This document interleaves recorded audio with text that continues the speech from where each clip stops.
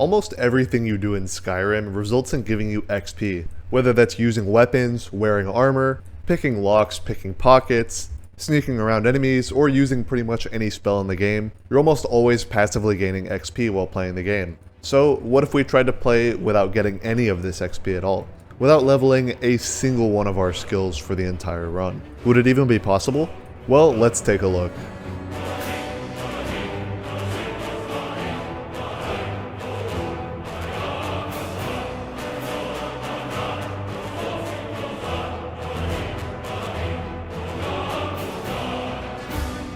So first thing we have to choose is our character, and we have a couple of good choices for this. And the three to choose between is the Imperial, the Khajiit, and the Argonian.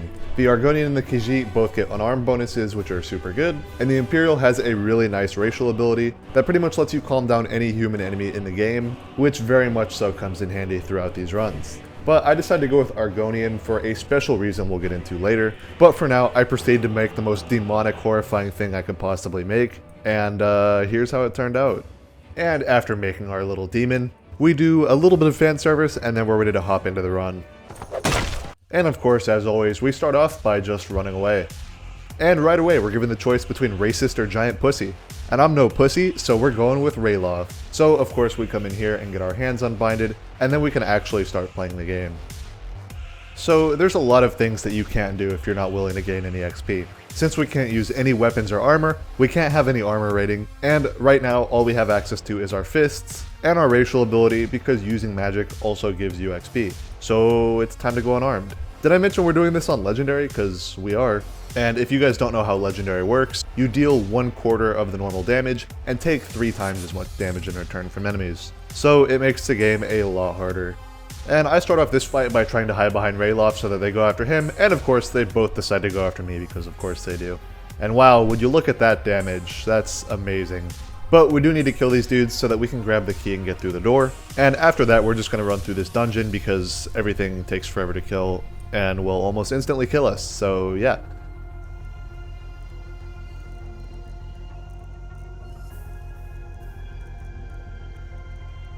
And as we get outside, we're asked if we want to play survival mode. Dear God, please no. And we move on towards Riverwood. And we meet up with Gerda, Rayloff's sister or wife or something. Maybe both, I don't know. What? Either way, she gives us some potions and tells us to go to Whiterun, and that's what we want to do anyway, so we're off in that direction. And here we're met with our first speech check. The problem is that if we use the Persuade, Intimidate, or even Bribes, it will give you speech experience, and we don't want that. But fortunately there's an option here that doesn't give XP, so we just say that one and we're able to move on. And once we get inside, I punch this guy in the face after getting the fast travel for Whiterun and get taken to jail. This is actually a great mode of transport, and if you ever need to get to the White House, just go find the nearest cop and punch him in the face. You'll be instantly teleported to the White House, just like in Skyrim. And here we talk to Jarl Balin and he gives us our first quest, which is to go to Bleak Falls Barrow. But I don't think we're strong enough to do that yet, considering all we have is our punches and they do like 1 damage right now. So instead, we're going to take the cart to Solitude using some gold that we stole from the Jarl. We just took it out of his like wardrobes and stuff. We only need 20, it's not very much, so we take the cart to Solitude and we get a bunch of goodies here. The first thing we grab is this jetpack that they just conveniently left out here for some reason. Then we have this Khajiit camp, which we can actually use to buy and sell supplies. But buying and selling gives us speech XP, and we can't be having that. So we check that our sneak XP isn't up, and we look through the ground in this spot because it gives us access to their merchant chest, and we could just take all the stuff that they own. The main 2 things we want here is just their money and their cork bulb roots, which is a special ingredient we'll be using a little bit later. And since we did sneak here, we checked, and since we were detected the whole time, we didn't get any sneak XP, and we're good to move on. So we watch this guy get his head chopped off, which is pretty fun, and then we're going to fast travel out of here so that way everybody goes back to where they're supposed to be. So we come into the Drunken Huntsman and Whiterun, and buy ourselves a friend who's going to come in very handy, especially in the early game of this run. Not only does she help us doing combat because our combat skills are absolute doo-doo and always will be, but she also enables us to do a couple of important glitches that are going to be really fun for the run. But we'll get to those later. For now, we're going back to Solitude because we want to gear up a little bit more. So if we go to this room in the Radiant Raiment and sit in this chair specifically by jumping and having our hands out, or any weapons out, just having your weapons drawn, then while we're sitting in the chair with this weird view, we go into follower mode. We just have God mode no clip, which is pretty cool. So we clip through the wall here and land on this little platform, which is going to give us access to the Radiant Raiment merchant chest, which is extremely useful because this gives us access to enchanted gear right away. They also have a do not delete here, and if you don't know what those are like placeable chests and you can stand on them. So they're really nice for just like climbing around in void space and stuff.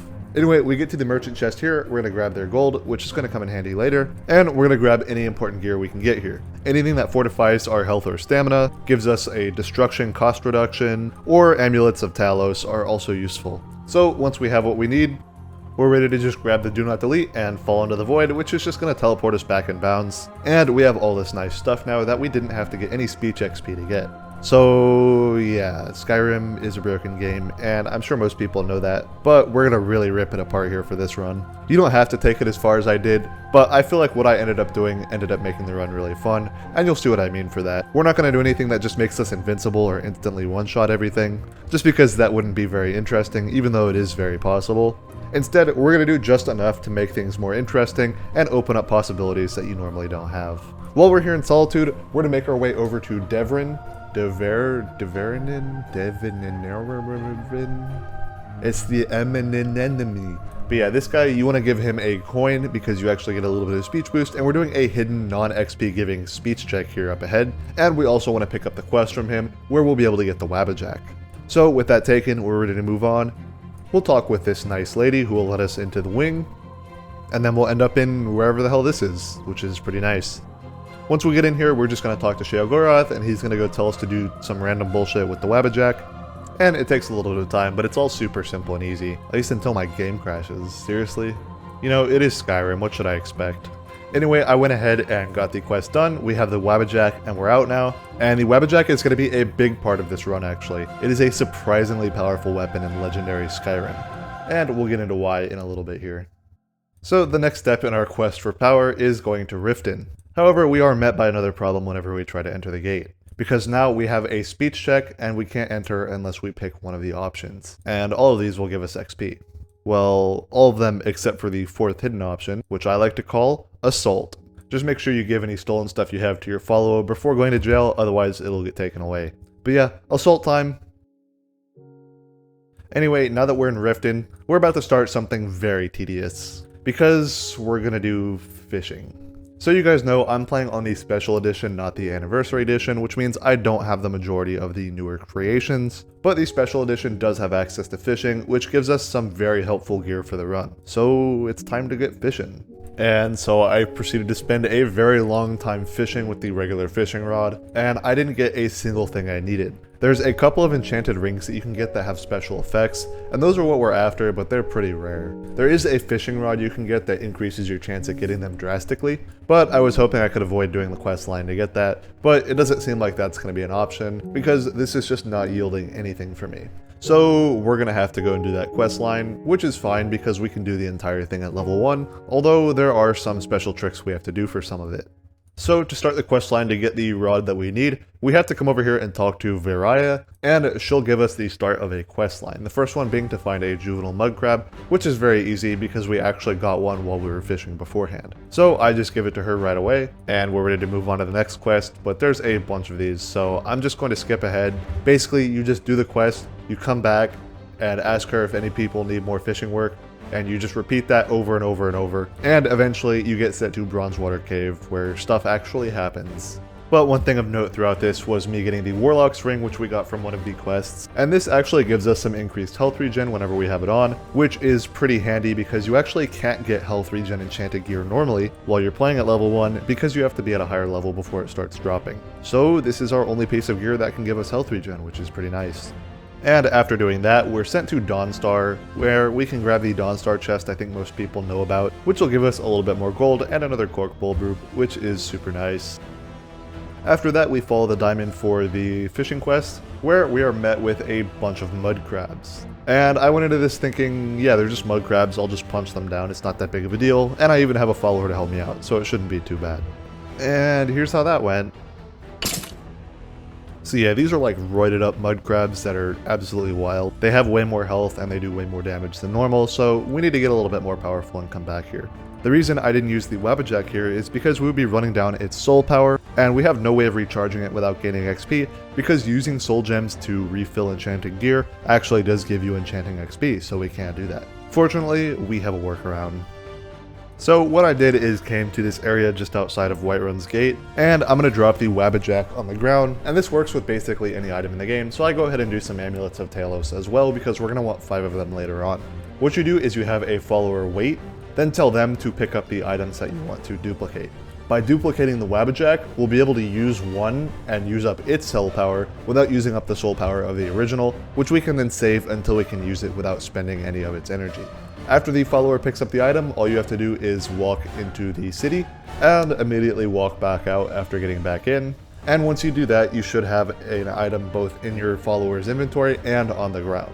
Sometimes it doesn't work, but if you do it a couple of times, it'll eventually happen. And doing this, we can make a few copies of the Wabbajack, that way we can use it on the mud crabs. But of course, on my way back this time, a frost troll decides to show up, so I lure him in to help me fight them as well, and it's just kind of funny. Watching things fight each other in Skyrim is always goofy, just because they look so ridiculous, and generally they're really bad at doing it. So basically, I'm just coming here to group everybody up, and I'll clean up anything that my follower and the frost troll can't take down using the Wabbajack. But of course, while I'm trying to get a cinematic shot, this random ass bandit appears to troll me and ends up killing me, because, you know, that's just the kind of guy he is. What a dick. But in the next try, with a few Wabbajack blasts, we're able to take out all of the frenzied mud crabs, which is going to let us progress more in this fishing quest line. And the actual goal here is to end up getting the dwarven fishing rod, which has a much higher chance of pulling the rings, and there are a couple of super powerful rings that we're going to want to get, which is why we're doing this quest, despite it being super tedious. I'm serious, it's really tedious, I'm cutting out a lot of it. Anyway, after that, we go kill this guy, talk to this fella, talk to Varaya again, then we're sent to talk to this nice lady, and we're going to give her a private fishing lesson. Well now, I guess I owe you my thanks. I couldn't be more pleased. Take this small token of my appreciation. And in return, she gives us an Amulet of Dibella with a stamina enchantment, which is a hilarious innuendo if you know who Dibella is. And later on in the quest, we have to cook up a seafood feast for somebody, but there is one problem. We have to get butter. And there's only 2 ways to get butter. The first one is to build one of the hearthfire houses, which requires you to craft some of the components to do so, which would give us smithing XP, or it is to buy it from some of the innkeepers or the food vendors throughout the world, which would give us speech XP. So I had to do something a little bit odd here. Pretty much I started off by just doing the vendor reset glitch where you basically punch her and then reload and it resets her inventory, and eventually she was selling butter. After doing that, we had to access her merchant chest, that way we didn't have to buy it from her. So I made use of the chair here and did the same chair clip that we did in Radiant Raiment, using our follower to get out of bounds. But this one is a little bit harder because there's no platform out of bounds for us to land on. Instead, we have to make use of our do not delete to just jump our way over to the merchant chest, which is pretty much directly beneath her. But once we grab the butter out of here, this was the last real hurdle in the quest chain, and we're ready to finally get the fishing rod we need to get the good loot. And with another 30 minutes of boring fetch quests done, we were finally given access to the dwarven fishing rod, which I could use to spend a very long time fishing up all of the rings that we want for the run. But hey, instead of the hour or so that I had to do it for, you get to just see it in a few seconds. Isn't that nice? And while I'm fishing in the background, I thought I would tell you guys about today's sponsor, me. I'm the sponsor. Subscribe to the channel and leave a comment. Sponsorship segment done. Let's continue. So after we're done with all of that fishing, I dropped all the crap I got from fishing out on this spot on the docks and made a really nice pile of items here. I really liked how it turned out.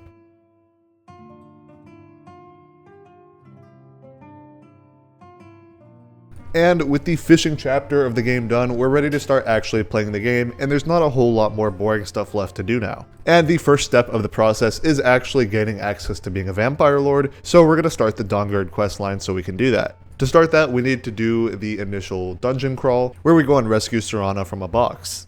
And this dungeon ends up being a little bit of a problem for us, mainly because you're expected to be a higher level here, so it actually has a minimum level above 1 for all the enemies, which means everything is just scaled way beyond you, so we're going to take a ton of damage and do almost none. However, this is a big deal because once we unlock being a vampire lord, we're going to be able to get a massive power spike and be able to tackle things like this no problem. So all we have to do is get through this one hurdle, and we'll be much better off for it. Initially, I try fighting my way through, but after that proves to be really inefficient. I wind up just running past the majority of the dungeon until we get to the end where everything kind of has to die so that we can do the little puzzle segment, because it doesn't work unless you're out of combat, and since we're not allowed to sneak, we can't really make use of that either. So after getting through the dungeon without too much of a problem on the early part, we are brought into the second half of the dungeon, which does prove to be problematic because everything that was chasing me finally catches up to me and punches up in one little room. And normally this would be a problem, but throughout the run, we picked up some pretty nice scrolls that we're going to make use of here. But the first time that it happens, I don't actually realize that they were coming through with me, and so they kind of catch me off guard, and I screw up and get killed.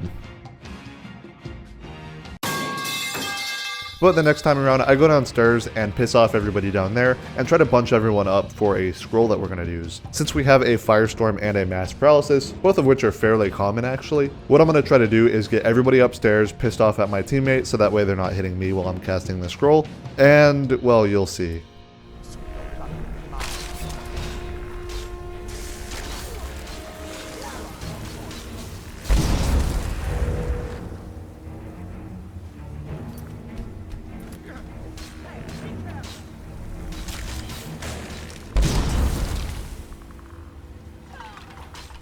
And that killed off literally everyone except for one guy who just had a ton of health. But I slowly chipped him down with the help of my teammate, and since it was a 2-on-1, it didn't end up being too much of a problem. But once we were able to take him down, we were ready to just go and do the non-combat stuff, pick up Serana, and from there we were able to just run out of the dungeon and be done with it. So overall, the dungeon was a pretty scary one, but with some good use of scrolls and our ability to run away from enemies better than they can catch up, it ended up being not too bad. And one tutorial later, we were given access to the Vampire Lord ability, which is going to come in very handy for this run for a couple of reasons. The first one is just that the form itself is kind of more powerful than a level 1 character that doesn't have any gear, and since we can't use the majority of gear, it is actually a decent setup now. The damage also isn't too bad at level 1, although it does fall off later on in the game. But the other and much more important application is the ability to stack on multiple pieces of armor in the same slot. So one of the pieces of gear we got from fishing is the Mentor's Ring, which gives us 10% less magicka cost for all 5 schools of magicka, which actually applies to staffs as well, which means that we can use staffs without using up any of their charge. So if we just duplicate 10 of these so that we have a total of 10 and we can somehow put them all on, we would have 100% reduction for all of our spells, which is very nice. So first of all, we just do the dupe like we've done throughout, and once we have 10 of them, then we're ready to do the other side of it. And that is what we needed the Vampire Lord for. Once we have all of the gear that we want to stack up, we want to go to some place that is kind of isolated so that we're not attacked. Then if you open up the dialogue at the same time as transforming into a Vampire Lord or a werewolf, you can actually access the trade menu with your follower, which you're not intended to be able to do normally. If you give her all of the equipment that you want to put on, you can then equip it from her inventory and it will equip it to you all at the same time. So by doing this, we're able to equip 10 rings of mentors at the same time, as well as a couple of the other rings we got, like the ones that give us increased speed, increased health regen, and increased magic resistance. And this is what really opens up level 1, because you can do something like this. If we didn't have access to the Mentor's Ring or you didn't want to go fishing, you could also just get a bunch of regular wings from Radiant Raiment for all the schools that you care about, which for us would be Destruction, Conjuration, and Alteration. After that, you can just revert and all of your equipment will be on. And with that done, you can see we have a ton of active effects now, fortifying all of our schools of magic, as well as the other boosts that we have access to. That's also why I got 5 Amulets of Talos, so that way we could do shouts without any cooldown as well. But as you can see, now we have unlimited access to use our staffs all we want. Pretty good. And with all of that out of the way, we're now ready to go do the first real quest of the game, Bleak Falls Barrow. And with unlimited casts of the Wabbajack, we're able to take down all of our enemies without too much problem. But the Wabbajack is definitely not the best option against regular enemies, because half the time it'll just heal them, or make them invincible, or just turn them into another animal that just prolongs the fight because they can't take damage while they're the other animal. But also sometimes it just instantly kills things or does huge chunks of damage, so it's kind of our best bet right now. Especially since it seems that everything that deals damage with this weapon doesn't seem to be affected by the legendary modifiers, so all the elemental explosions do a ton of damage in legendary. But yeah, this dungeon doesn't give us too much trouble now that we have all of the power that we do, and we're able to keep pushing the main quest. But we still don't have anything increasing our health or general survivability, so we're an absolute glass cannon with this setup.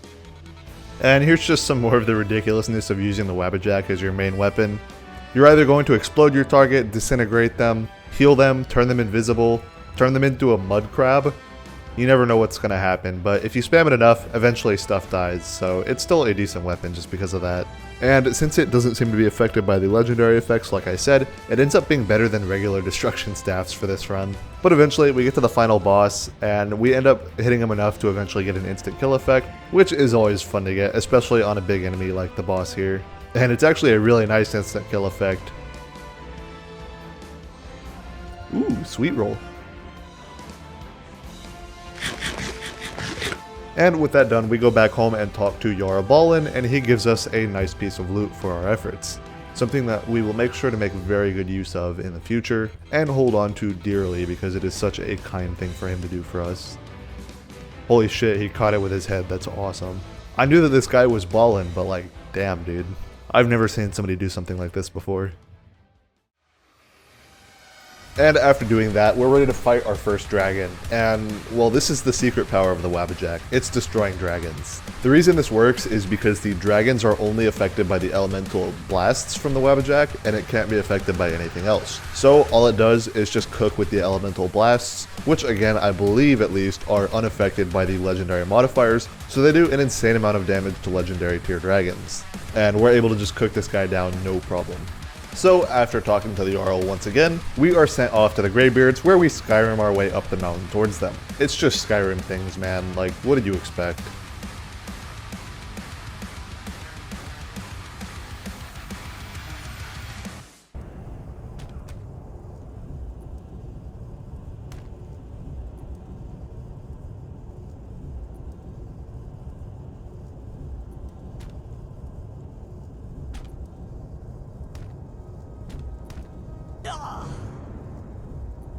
This might just be the greatest game ever made. Either way, next try, we're able to get into High Hrothgar, and we go through the back door, which actually ends up soft-locking me a little bit. But all I have to do is actually walk up towards the front door, and it will set off the trigger to make him walk where he needs to walk to continue the quest. So I figured that out a little bit later. But it did end up confusing me for a little while there. But yeah, this stuff is boring, so let's go ahead and get into the next part, where we start tearing stuff up. So for anybody worried that we're just going to be using the Wabbajack for the rest of the game, I have a whole lot more things up my sleeve. We started at 0, we're currently at maybe 20, but by the end we're going to be at full 100. So after we clear through this dungeon, we're actually going to go get our next piece of gear to become more powerful, and you'll see what that is when we get there. But for this dungeon, we just go ahead and use the Wabbajack to get through it, and we want to do this not only because it progresses the main story, but also because it gives us access to the third word of Unrelenting Force, which is a very nice shout for this run. I structured this run in a pretty specific way so that I can try to make it as interesting as possible. Pretty much, I went back and forth between progressing the main story and going and getting new gear. Even though I could have just gotten one of the effective builds and then gone through the entire story that way, I feel like that would have been pretty boring, so we're going to be looking at almost every way to play the game at level 1. Everything from unarmed builds, using staffs, using scrolls, using spiders from the Dragonborn DLC, and even a little bit of the transformations here and there. So that'll be mixed in throughout our progress, but for now, we're doing the last bit of the game that we're going to be doing, using the Wabbajack as our main weapons, although we will still pull them out whenever we're facing dragons, because it's just easily the best for that. At this point in the dungeon, I decided to do a clip into the back door, just because the Wabbajack build was starting to get a little bit old, but I wanted to get these shouts before I moved on to the next build. So just to hurry up the process, I decided to do a clip at the back door here using a paralysis ingredient, in this case the Corkful Brute, along with a left-handed power attack. As long as you're not hitting any enemies, you don't gain any XP, so we could still swing the swords freely, but that'll let us get through the back door and go through this dungeon a little bit quicker. We pretty much already showed that we have the ability to kill everything here anyway, so I was just doing it a little bit faster. I hope you don't mind. There's going to be plenty more combat with much more interesting builds later on anyway. So after sneaking in through the back door, we pick up the note to progress the quest, but before leaving, I will go back and grab the ethereal shout as well. This will come in pretty handy if we ever need to run away again, and it's also just nice as an invincibility button. Either way, we're ready to move on to the next part of the build. So while we're coming back to Delphine to turn in this part of the quest, the Dragonborn DLC guys showed up and started attacking me, so I just went and talked to Delphine while the NPCs dealt with them. And now we have this quest to go to Solstheim later on. I also ended up grabbing the cultist robes just because I think they look pretty cool, and since they don't count as armor, we can wear it for this run. Since we already have all of our magic costs covered in our rings, we don't really have any use for our chestplate armor anyway, so we could just wear whatever looks cool. So we just check out our drip while the NPCs deal with the other cultists, and we can go move towards our next piece of gear.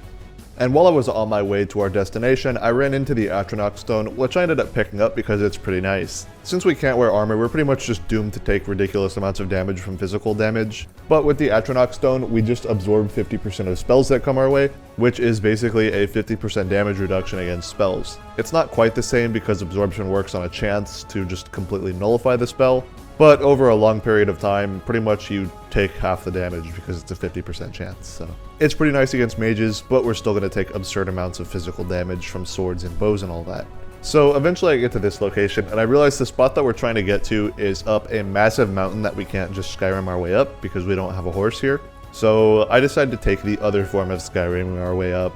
By dropping the jetpack that we got at Solitude on the ground, we can hop on it in this spot and start picking it up and achieve liftoff.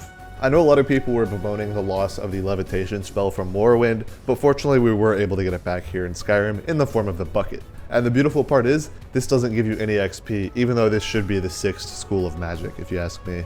And after we get high enough, we hop off the bucket and drop down our do not delete, and now we are floating way up in the air. And what a great view, by the way.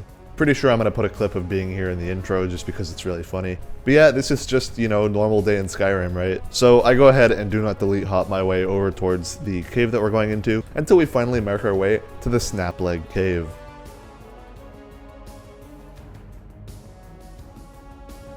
And we've come here for one simple reason. There is a guaranteed spawn for a special staff here that we want to pick up.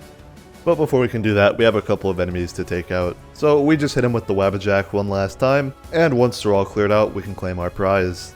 That prize being a Staff of Paralysis. So Paralysis, if you don't know, is an expert level spell on Alteration normally, so you have to be pretty late into the game to get it. But it just spawns guaranteed on a staff here on every save at any level. And because we have a 100% cost reduction for all of the magic schools, we can cast this thing indefinitely. So it might not kill things, but it just knocks them on their ass and they can't hurt us anymore. And we'll have a couple of ways to use that, and even one way that just totally breaks the game in a ridiculous way. But this is a great tool to add to our arsenal. But before we can continue, I have to address something. So I know I could just hide it from the video, but that felt kind of lame. Unfortunately, there's no way to prevent sneak XP from just randomly building up, even when you're not ever sneaking.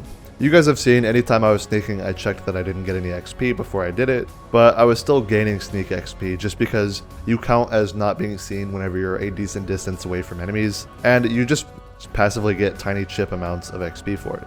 I'd been playing for like 5 hours or so and had filled up half the bar doing this, so it was very slow, but fortunately we can reset it by going to jail, so we'll do that later on to make sure we don't level it up. While you could cheese this to do a lot more things at level 1, it didn't feel like it would be in good faith, so this is going to be the only skill that we're doing that for.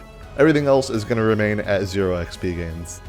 But with that out of the way, we've moved on to our next goal, which is Redwater Den, where we're completing the next Dawnguard quest. Here we have to fill up a chalice with some Kool-Aid in their basement, and it ends up being a dungeon crawl filled with vampires. But with vampires preferring magic over physical damage for the most part, we can tank a lot of their hits just by using the Atronach stone. And I also mess around with the Wabbajack and the Paralysis staff here together, and sometimes this has absolutely ridiculous results like this. This guy's dead, but his body didn't realize it because he was getting up right as he died, and now his body is just permanently stuck doing this walk. And there's even more silly stuff that we'll see later on by combining these two. Anyway, we kill this guy because he has the key on him, so we don't have to unlock this door, although we could just also use our follower to unlock it if we wanted to, which is something we'll do occasionally, but it doesn't come up too often. Just make sure we aren't breaking any lockpicks or opening any locked doors, because otherwise that will give us lockpicking XP. So I start off this dungeon by just killing everything with the Paralysis and the Wabbajack combo, but it is still pretty slow getting through stuff here, so later on I decide to just run past everything and paralyze it, and this ends up working pretty well for me actually, so we just paralyze them and keep moving. Since this is a DLC area, it expects you to be a higher level than we are here, so everything has a ton of health, and also does an absurd amount of damage. The only thing really keeping us alive is the Atronach stone because it's absorbing half of the damage that we're taking from magic, and even then, sometimes I have to get lucky with absorbing more than 50% of the spells sent my way. In this room, you're expected to kill a named guy, so we hit him with the Paralyzed Wabbajack combo, and we end up getting a lucky insta-kill on him that makes it not too bad. Kind of funny, the first one just did the half of his health attack, and then the second one just outright killed him, making the first one mean absolutely nothing. But he has a key, so we want to make sure you don't lose his body. I've done that in the past. And I decided to just clear out this room too so that I'm not being shot in the ass. But eventually we make our way to the Kool-Aid fountain and fill up the chalice for Daddy Harkon. And these two are sent here to kill us, but yeah, we kind of have paralysis on Wabbajack. Although I did kind of start the fight low on health, so I ended up dying a few times to them, but I felt kind of silly for it. We also see the first example of the Wabbajack and paralysis combo doing silly things, where we end up getting this person that's stuck in the ground. And while they can still attack us, they're kind of bad at it, so we could just deal with this dude now. But of course, being the goober I am, I end up getting myself killed by this guy right before we take him down. Twice. But hey, in the next try, they aren't so lucky. And we get the Wabbajack insta-kill on one of them, and then the other one is just stun locked with paralysis. So we head back to the castle to turn in the quest, and for some reason everyone's mad at me. I don't know why this happens, but it has happened to me before, and somebody in the comments will probably tell me, but yeah, I pretty much just had to go leave, wait a few days, and then come back, and they were all cool with me. So I don't know what was up with this, but it wasn't too hard to solve. But coming back this time, we don't have any problems, although we do something a little bit odd. So, right as his dialogue finishes, we're going to be dropping a quick save just before this quest ticks off as being complete, and doing this is going to allow us to re-roll a side quest that we're trying to get. The basic idea is that your next Radiant quest is determined after you finish a quest, not once you actually ask for the quest. So if you try to do this after completing this quest, you just get the same Radiant quest over and over, and it could be the wrong one. So after dropping that quick save, we come over here and talk to Farron Sodri, ask him what we can do to help, and if he doesn't give us the quest for the blood rings, then we're just going to reload and try again, and eventually we're going to get the quest for the blood ring. And these are a very powerful piece of gear that we do have access to at level 1. And as you can see here, I had some pretty bad luck with it, but eventually I was able to get the quest, and we're given 2 random locations to go and pick up these rings at. And the reason we want these is that these rings are just exceedingly powerful. They're even good at like level 50, they're just very powerful items. One of them gives you plus 100 health and plus 20 unarmed damage, and the other one gives you 100 magicka and a, I believe, 30% multiplicative magicka regen buff, which is very different from regular magicka regen, which is not multiplicative in the same way. So these rings are super strong, and we're going to want to get them right away. So we're going to head straight towards them as soon as we can, starting off with the beast one just because it's a little bit more important, because it's going to increase our health and give us a direct form of regular damage. And of course, the Radiant location we're given is one of the hardest. It's a giant Thalmor cave, and it has a bunch of scary stuff in it, including some high level Thalmor, because it expects you to be a higher level than level 1 when entering here. That said, Thalmor are still one of the skilled enemies, so most of them are the level 1 variants, but there are just the occasional boss ones that are higher level. But yeah, these guys take absolutely no damage from us right now, so I decided to just run past most of it. Eventually, towards the end, we're actually faced with a Centurion, which is pretty funny because they end up being very tough. But with the Wabbajack, he's able to be taken down eventually, and he can suffer all of the effects, so we'll either just blow him up with the elemental explosions, or maybe get a lucky insta-kill on him. And with that done, we're given the Ring of Beast, which is going to make us immensely more powerful. And this guy ends up coming back because I just transformed him for a little bit, but later on I got the insta-kill on him. And we're able to loot him, but there isn't really much we can get. We're just going to take the Dwarven Oil for something a little bit later. And next up, we head towards where the Ring of Uridite spawned for us, which, big shocker, is also a Thalmor cave, but this one is at least a little bit easier. So we run through this one as fast as we can as well, eventually getting to the end and claiming the Ring of Uridite. And after that, we come back to our spot for duping items. Now, this is where things can get out of hand, because you could just dupe a huge number of Ring of the Beasts, and you'd become effectively invincible and one-shot everything with your fists. But that would make the game really boring and easy. So we're only going to dupe one of these so that we just have a total of 2, and it gives us a reasonable amount of health to be able to take a little bit of damage without making us by any means invincible. It also gives us a decent amount of damage, but again, we're also not able to just one-shot everything, something you'll especially see a little bit later on. I also make a backup of my paralysis staff and a couple of copies of Linnea's Dibella amulet. That way we have a little bit more stamina to work with for just running around and stuff. It's also nice for the power attacks with our fists, which are going to be explained a little bit more later on. So after getting the duping done, we go to put on our new gear, and this is the apparel that we have now. So we start off with the 10 rings of mentors. We also have the amulets of Talos. I went with 5 of Linnea's Dibella amulet, that way I didn't have to use the slider to put on more. And then we just put on one of all the other rings and our 2 of the blood rings. So now all of our spells are free. We do plus 40 unarmed damage, we have plus 200 health, plus 200 stamina, and plus 200 magicka, and we also have a little bit of health regen and magicka resistance. So overall, we are pretty powerful now. And this is pretty much going to be our gear for the rest of the run armor-wise, but we have a few more things that we're going to be picking up throughout the run for weapons. First thing though, we're going to go pick up where we left off with Delphine, and this is going to set us off to go and kill a dragon. He's pretty easy with the Wabbajacks though, and unfortunately the next few quests aren't very conducive to using Unarmed, which is what I'm trying to do, but we'll be able to make use of it pretty soon.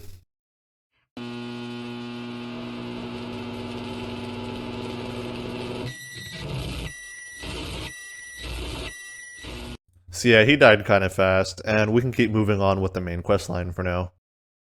So we're sent to go and bust into the Thalmor Embassy, and I know I could just go there and fly over the walls with a bucket and just do it really easily, but I wanted to do it the intended way, just because I thought that that would be kind of a fun thing to do with the challenge. So we go and give only our most important gear to Malborn.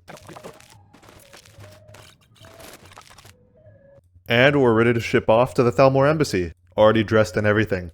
And once we're here, we go and make the distraction with the drunk dude, just like you normally would before sneaking into the back with Malborn. And here we're able to grab all of our things, but we have a little bit of a problem. We can't actually equip all of our Rings of Mentors at once, which means we can't make use of our staffs because otherwise we're going to run them out of juice. So we have to do something else. And since we can't stack our armor at all, we can't even put on multiple stacks of any of our gear, including the Rings of Beast for Unarmed or anything. So I decided to just put on the Ring of Beast, and we're going to clear this place using the Vampire Lord transformation. And it actually does pretty decent damage at level 1, and we're even getting the effect of the Atronach Stone while in the transformation because it still applies. Unfortunately though, these guys still do a lot of damage and ended up taking me out on my first try out here. And with it being daytime outside, it's not ideal for me either because I'm missing 60 of all my stats and they're not regenerating for me. That being said, since we're able to absorb health using our spell and we have a pretty large magical pool anyway, we're still able to get through this part eventually. I just have to kite these guys around a little bit. Eventually we make our way inside, and we have to fight this regular dude who's here with the Thalmor for some reason. Also, can we just talk about how great it is that this spell just throws shit around while I'm fighting these guys? That's honestly the funniest thing to me. But these fellas are no match, and eventually I'm able to take them down and grab the key out of the chest that we need to move on to the next section. But first, we have to go into human form because you can't open chests or unlock doors for some reason. But once we get through that, we're ready to move into the basement fight. And I thought it was kind of funny that because Malborn was standing near the enemies, he got hit by my splash and attacked me. Or maybe he just attacked me because I'm a hideous monster. I don't know. Either way, he died pretty quickly. And I didn't really like him anyways, so I don't care. Now we just have to take down these two soldiers, but since they have fire magic and we're weak to fire as a vampire, they actually end up getting the better of me eventually, and I take a death here. So yeah, these guys gave me a little bit of trouble, especially since I didn't have access to all of my equipment because I didn't have my follower to stack up all of my gear with, so it ended up being a pretty interesting challenge here. But eventually I was able to take these guys down with the Vampire Lord abilities, and we actually get a nice perk point for the Vampire Lord tree, which we'll be making use of a little bit later on in the run. And that's going to be Vampiric Grip. I already got the skill point for increasing our stats while Vampire Lord, so next up I was able to grab Vampiric Grip, which is a really nice ability. Pretty much it lets you just throw people around and instantly knock them off their feet, which is insanely powerful in this game because enemies take forever to stand back up. Also, you could just do fall damage in a lot of places in this game. So after a quick detour to go and stack our gear back up, we head back to meet up with Delphine and move on to the next step of the plan. And she sends us to go and rescue Esbern from the sewers in Riften, and here we can finally try out the next part of our build, which is using Unarmed and Paralysis. This guy's kind of messing with me because he has a ward up right now, but eventually we get the Paralyze off on him and we can just whoop his ass while he's on the ground, and we have a pretty solid amount of unarmed damage here. And this is actually the reason that we ran Argonian as well, because they have a special ability when they're a vampire. Something happened in the code with Bethesda where they made it so that Argonian vampires specifically have a 5x multiplier on their unarmed power attacks compared to the normal 2x that everybody else has anywhere else. So whenever we do unarmed power attacks, we do a ridiculous chunk of damage, and when you mix that in with being able to paralyze enemies, you have an absolutely ridiculous build. And also kind of a terrifying way to die. This game gets kind of dark if you think about it. We're just stun locking this guy on the ground and then slowly beating them to death. Like, that freaking sucks, man.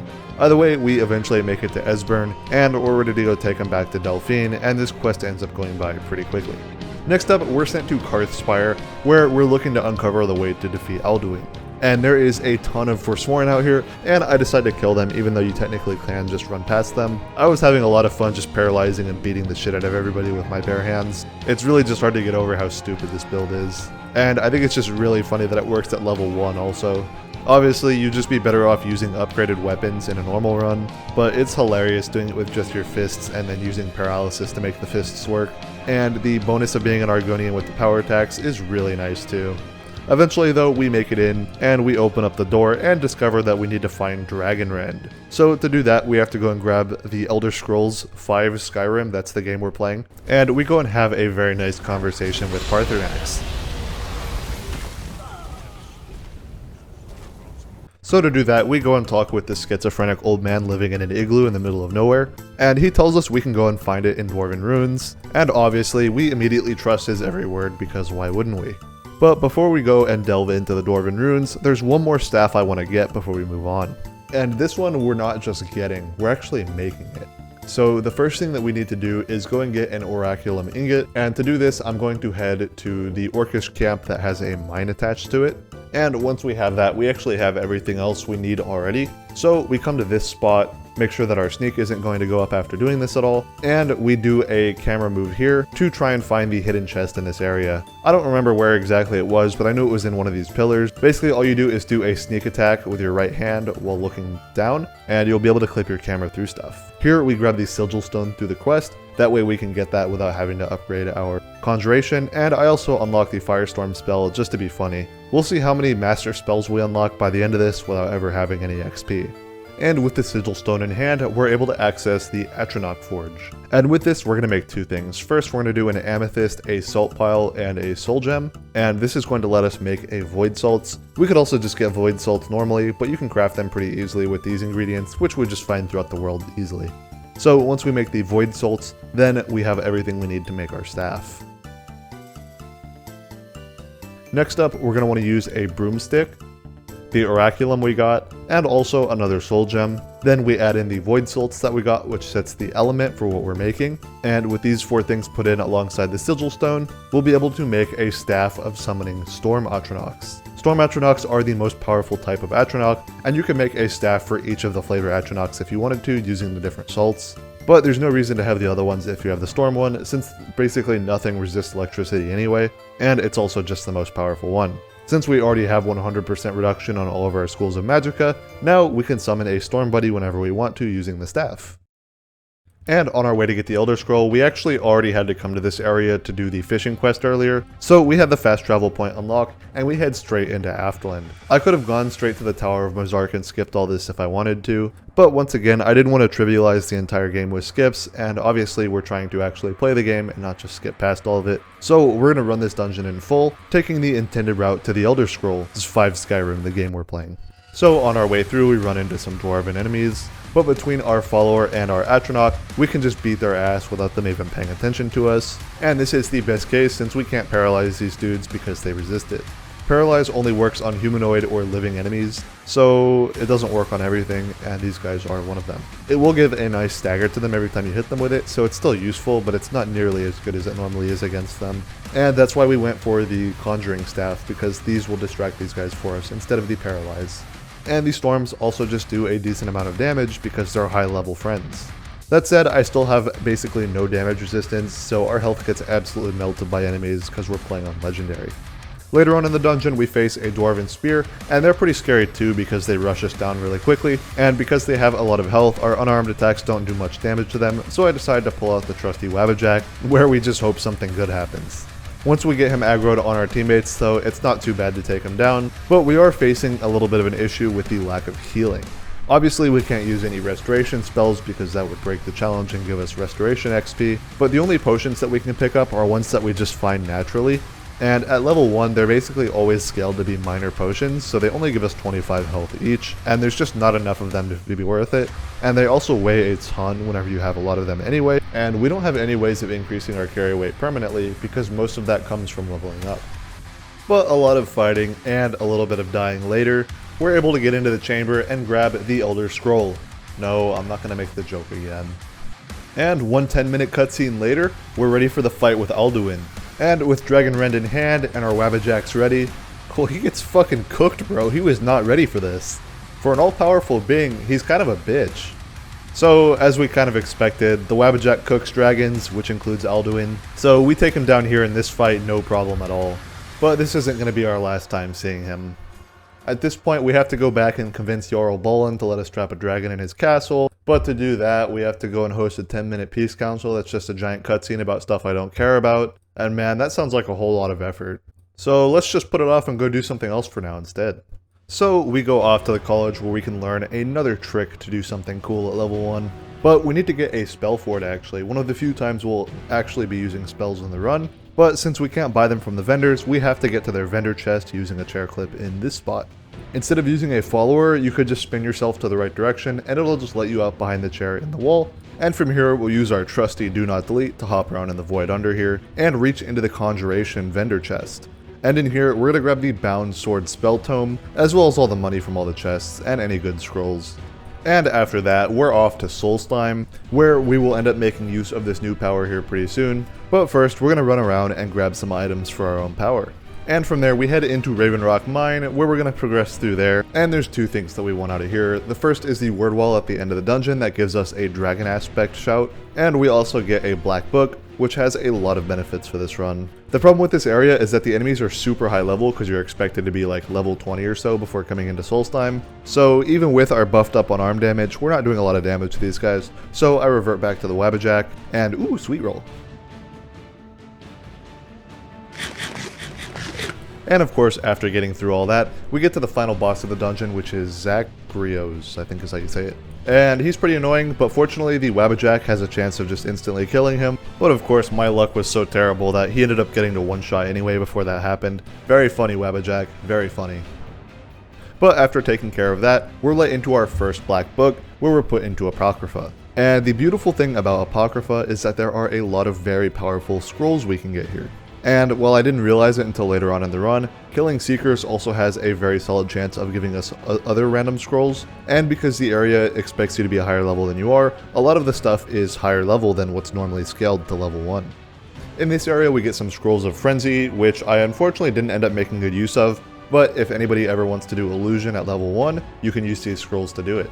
We also get some Fear, but Fear's a little bit less useful. Frenzy is definitely the best effect. And since we're staying at level 1 the whole time, it is a pretty decent chance that the enemies are going to be low enough level for these spells to work, which normally is a problem in normal Skyrim where you level up and then everything becomes too high level for illusion spells. But eventually we make it to the end of the book and we get our black book power, and this is the reason we chose a female character, is so that we can make use of Lover's Insight, which is going to increase our damage against most things in the game by 10%. If you guys didn't know, Skyrim basically has two genders for everything in the entire game, even if it's ungendered things. You are either woman or unwoman, and if you're an unwoman, then if you're playing as a woman, then you will do more damage to them. Which means that the only thing that isn't affected by this are female humans. And everything else is considered to be a male, even things that you're not really totally sure about, or even things that are kind of feminine like Spriggans. So that and some other effects that apply to the other gender are why playing as a female is just better in Skyrim, but this one especially is really good. And after that, I went to Sayring's Watch and picked up the Bend Will Shout, one of the words we'll need for later on in this quest, but that wasn't really what was interesting. You know what was interesting though?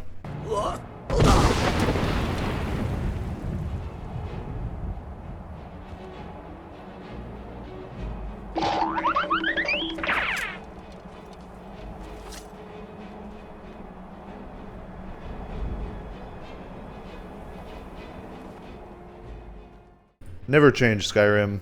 Never change. So after that fun little moment, we head towards the nearest dungeon, which is Whiteridge Barrow. And this place has two things that are going to be pretty nice for us. The bigger one being access to Spider Scrolls. This is the dungeon which introduces Spider Scrolls, which are actually exceedingly powerful, and since they're considered scrolls, they don't give any XP for using them. This guy also had a Staff of Familiar on him, which would have added to our arsenal, but Familiars are just worse than Shock Equinox in every way, so I didn't take it. But yeah, we made our way through this dungeon, but because all the enemies in here were fire-based and we're a vampire, they kept killing us really quickly. But hey, a lot of fighting later, and we finally made it to the spider crafting station, which we used all of the ingredients that we've been saving up to this point to make a bunch of different spider scrolls. And after that, we headed into the Black Book in this dungeon, which is one of the Darkness Hurts You areas, and could have been made a lot easier if I brought a torch, but I forgot to have one with me. Oopsie. However, on our way through, we get one of the best scrolls in the game, which is the Scroll of Dead Thrall. And unfortunately, I didn't end up making use of it in the video, but I do absolutely love whenever I get to use it, especially if you do some illegal shenanigans to get some crazy followers with you, like, I don't know, Miraak, or even the Archmage after he dies. You can get him as well. It's kind of funny. After that, we get to pick a power from here, but unfortunately none of these are really useful for the run at all. I made sure to look it up, and combat skills does not apply to unarmed, so we aren't making any use of it. So I just grabbed the Seeker of Sorcery. That way, if I am using anything that doesn't have a School of Magic, it is 10% cheaper. And there are some spells that are like that, like the Vampire Lord abilities, or some unique staffs. After we get back outside, we start setting up a couple of glitches to make a absolutely cursed loadout here. So I put Shock Cloak Spiders in my right hand and the Bound Sword in my left hand. From there, what I'm going to do is summon the Bound Sword, and as long as you're not in combat, it won't give you any Conjuration XP to do so. From there, I do a power attack while converting into a Vampire Lord at the same time.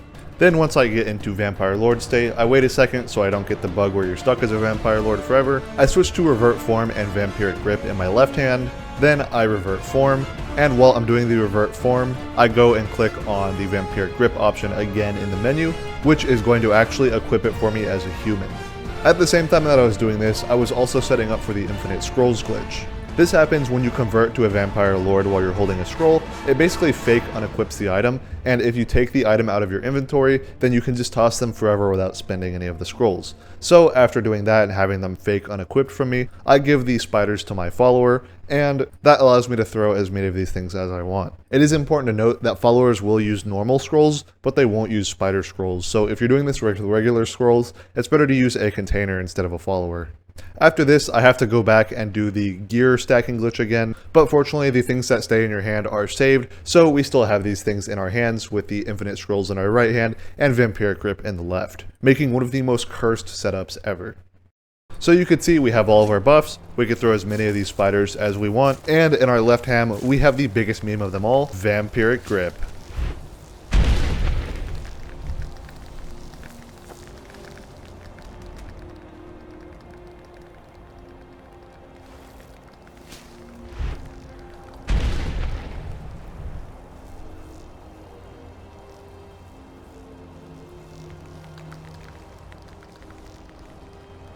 And I don't know why I did this, but for whatever reason, I went back and did the Peace Council before going on and doing the main story. I think I probably just realized that fighting Alduin wouldn't be very conducive with these two items, and I wanted to go fight humanoids instead. So we went back to the DLC after knocking this out. I will spare you all of the boring details. So off to the Temple of Miraak we go, where we meet up with Freya outside, and get attacked by some cultists, where we get to try out our new setup right away. So we start by tossing out some spiders, and these spiders are kind of funny because on legendary difficulty specifically, they are insanely strong. Their damage per hit are super low in legendary. They're probably at the lowest they can be at like 1 or so, but they hit so frequently with their cloak attack that it still does an absurd amount of damage, and you could summon up to 6 of them and they stack up on the same enemy if you have them close enough. On top of that, we're able to just throw our enemies around, or Freya around if we want to, you know, we can just do whatever we want.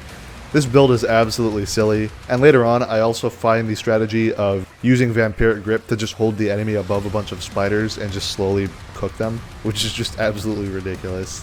But not too far in, and we get through the cultists outside the door and are able to enter into the main temple. I also learned that I can grab my own spiders using the spell, but sometimes it pisses them off at me, so I don't do that very much.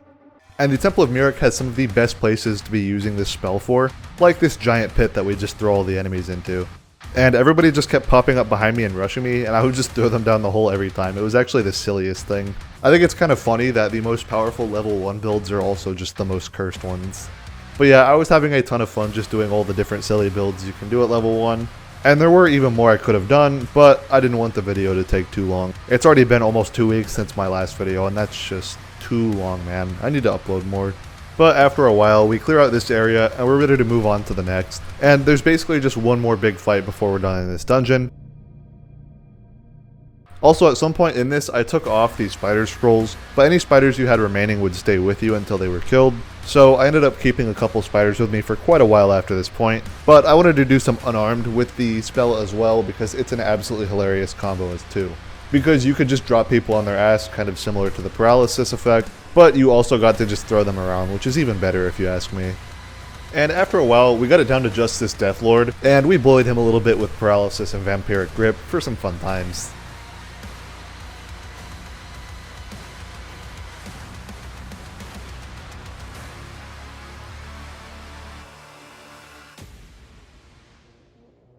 Thank you, Todd. What a masterpiece. From there, we get a little cutscene with Miraak where he talks shit to us, and we're ready to move on with the story from here. But before we finish that, I think we have some unfinished business left in Skyrim. So we go and find the Jarl while he's having sleepy time, and ask him to finally trap the dragon in his palace, which he'll let us do because we've done the Peace Council.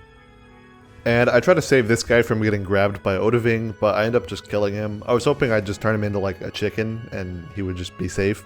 But nobody gave me a bounty, so yeah, he's just dead now.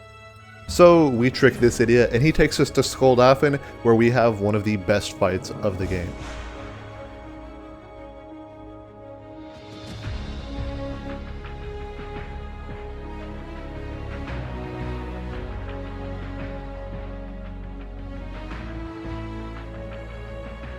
And this initial area ended up giving me a lot of trouble. We had a fire-breathing dragon, which does a ridiculous amount of damage to us, being a vampire still. And they end up killing me a couple of times just because of that, and the mix of the Draugr, meaning I can't just focus on the dragon, and because the dragon kept landing super far away instead of somewhere I could shoot him from whenever I dragon rented him.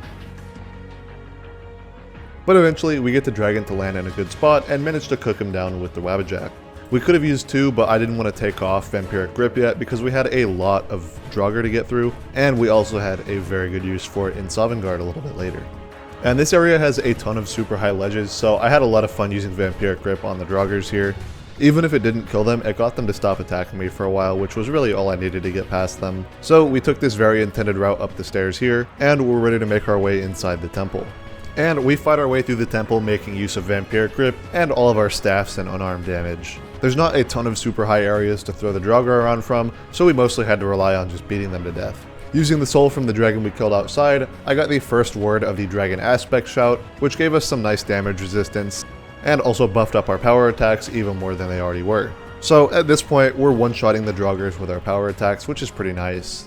And since we are level 1, most of them are scaled to be regular Draugrs, but we are getting the occasional Restless or White. Eventually, we make our way back outside for some of the most ridiculous combat we've done this entire run. We have a giant cliff here and a lot of enemies left around, so I just start tossing them off of it, and obviously this is enough fall damage to just one-shot everything. So I have a lot of fun here just throwing everyone off the cliff. I even started just goofing off at some point and started trying to skeet stuff with the Wabbajack while they're in the air, and I managed to transform this guy into something while he was in the air, which actually ended up saving his life, but whatever, we're ready to move on. And here we had a dragon priest that was protecting the portal, and we could have just run past them, especially since I transmogged him really early on and it interrupted him closing off the portal for us. But I decided to kill him just because I thought it'd be funny. But one of the Wabbajack hits turned him invisible, which was a little bit annoying. But he went down no problem. I think eventually I just got an insta-kill effect on him, and yeah. With nothing left in our way, we met up with Soon outside the Hall of Valor, and this guy is an absolute unit. He's like twice as big as us, and his entire job is literally just to fight people to see if they're worthy of entering the Hall of Valor. So I expect him to be a pretty tough opponent.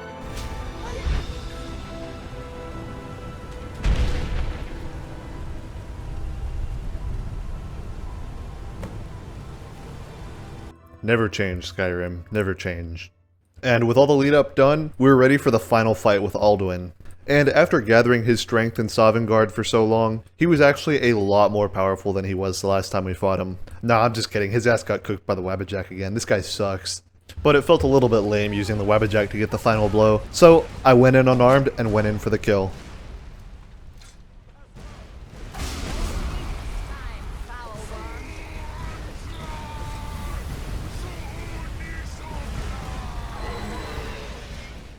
And just like that, we beat Skyrim without ever gaining any XP. At least other than a few chips into the sneak skill. But those were unavoidable, and we didn't end up filling up our XP bar at all towards our level, so I'll count it. But we're not done yet, we still have somebody else to deal with. So after basking in our glory and getting deported by soon, we make our way back to Solstheim where we get ready to take on Miraak.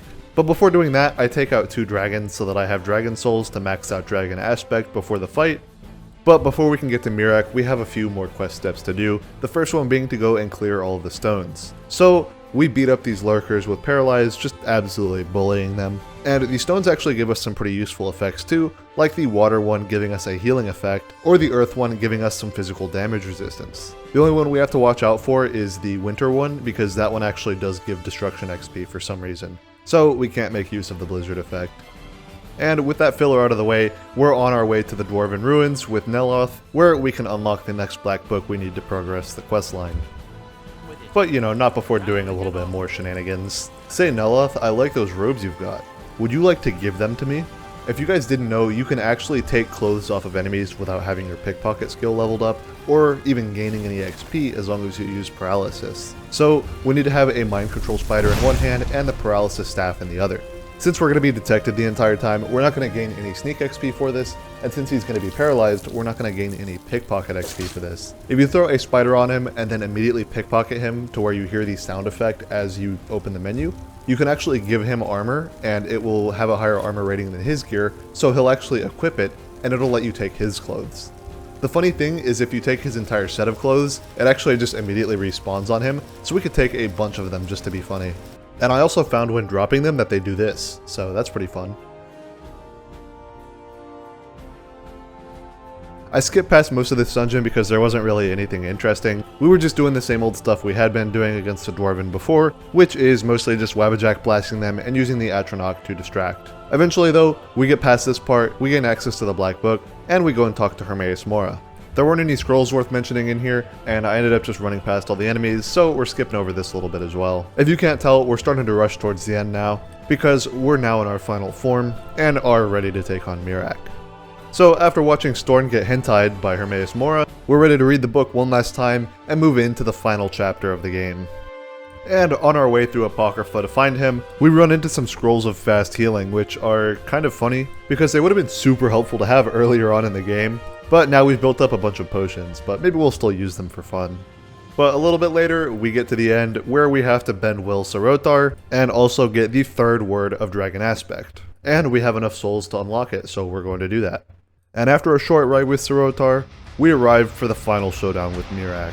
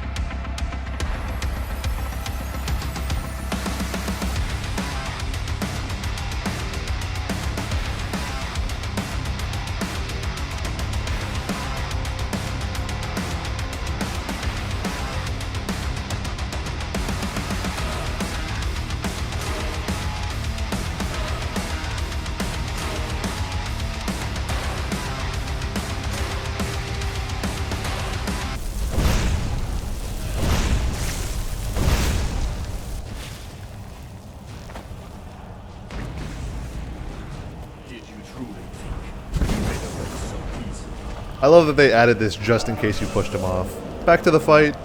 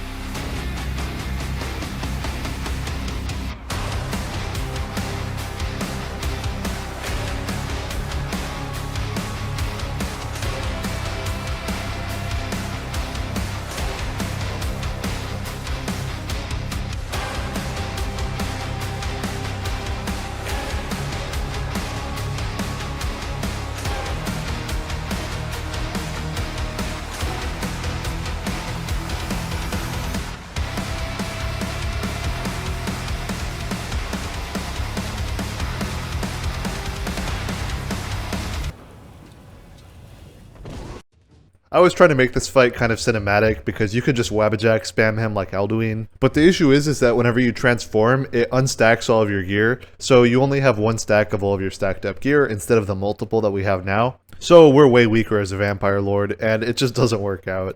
So instead of doing that, I soften him up some with the Wabbajacks, and then we go in for the kill with Unarmed.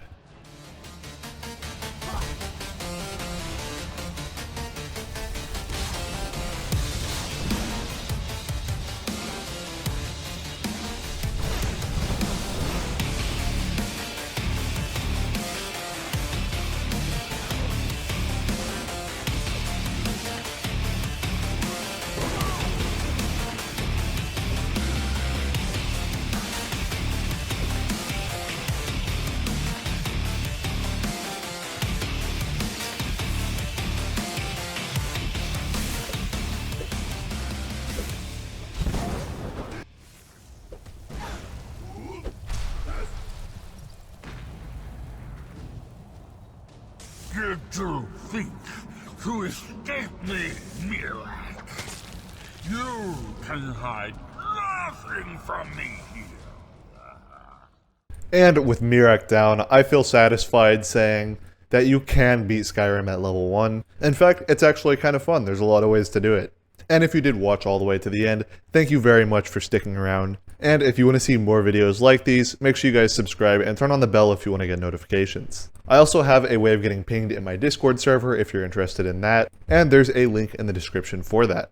And lastly, every time somebody sends a comment, I actually get a notification on my phone, so I do read every single one of them. Let me know your thoughts below, and if you have any other ideas for challenge runs that you want to see from me. That's all I got though, guys, so thanks for watching, and bye-bye.